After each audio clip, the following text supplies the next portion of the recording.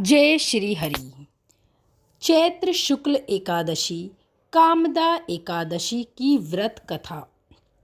धर्मराज युधिष्ठिर कहने लगे कि हे भगवान, मैं आपको कोटि कोटि नमस्कार करता हूँ। अब आप कृपया करके चैत्र शुक्ल एकादशी का महात्म्य कहिए। श्री कृष्ण कहने लगे, हे धर्मराज, यही प्रश्न एक समय राजा दिलीप ने गुरु वशिष्ठ जी से किया था और जो समाधान उन्होंने किया वो मैं तुमसे कहता हूँ। प्राचीन काल में भोगीपुर नामक एक नगर था। वहाँ पर अनेक ऐश्वर्यों से युक्त पुंडरीक नाम का एक राजा राज्य करता था।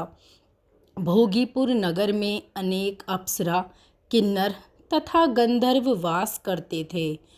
उनमें से एक जगह ललिता और ललित नामक दो स्त्री पुरुष अत्यंत वैभवशाली घर में निवास करते थे। उन दोनों में अत्यंत स्नेह था, यहाँ तक कि अलग अलग हो जाने पर वे दोनों व्याकुल हो जाते थे। एक समय पुंडरीक की सभा में अन्य गंधर्वों सहित ललित भी गान कर रहा था। गाते गाते उसको अपनी प्रिय पत्नी ललिता का ध्यान आ गया और उसका स्वर भंग होने के कारण गाने का स्वरूप बिगड़ गया।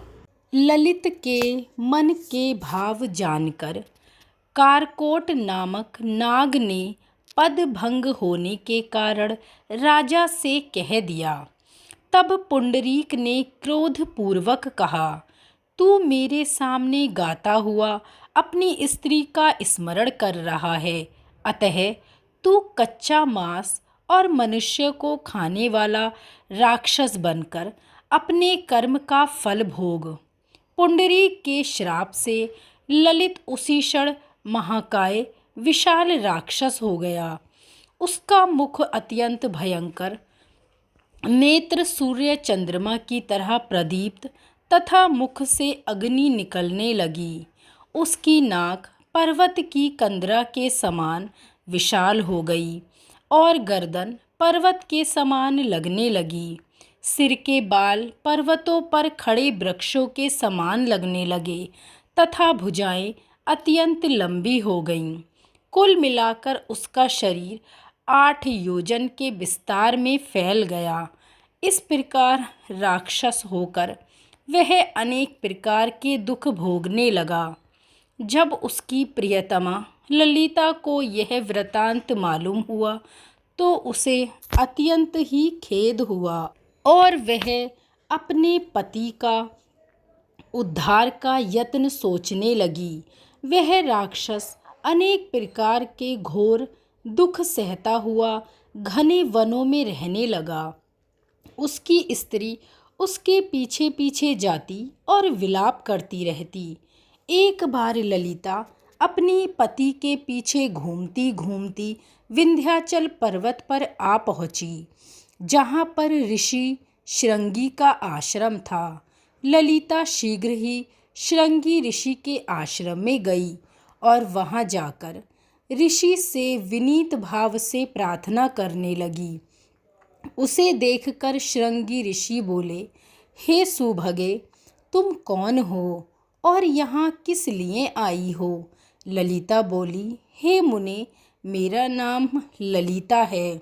मेरा पति राजा पुंडरीक के श्राप से विशालकाय राक्षस हो गया। इसका मुझको महान दुख है। उसके उद्धार का कोई उपाय बतलाइए।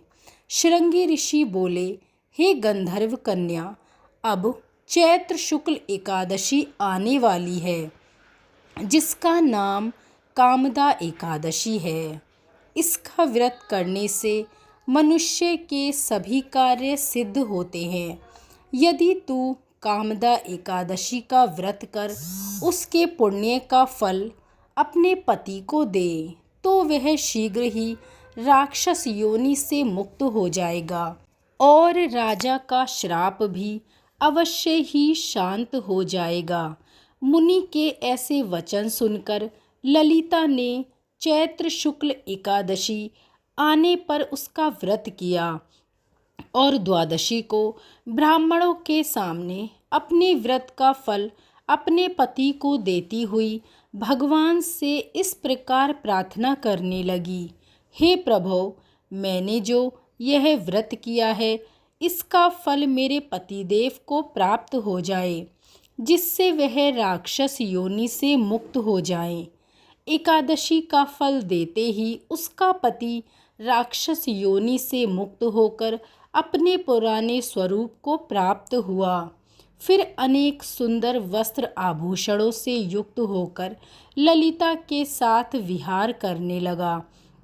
उसके पश्चात वे दोनों विमान में बैठकर स्वर्गलोक को चले गए। वशिष्ठ मुनि कहने लगे कि हे राजन, इस व्रत को विधि पूर्वक करने से समस्त पाप नाश हो जाते हैं तथा राक्षस योनि से भी मुक्ति मिलती है। संसार में इसके बराबर कोई दूसरा व्रत नहीं है। इसकी कथा पढ़ने और सुनने वालों को भी वाजपेय यज्ञ का फल प्राप्त होता है। ऐसा ही अद्भुत महात्म्य है एकादशी व्रत का। तो बोलिए श्री हरि विष्णु की जय, कामदा एकादशी की जय।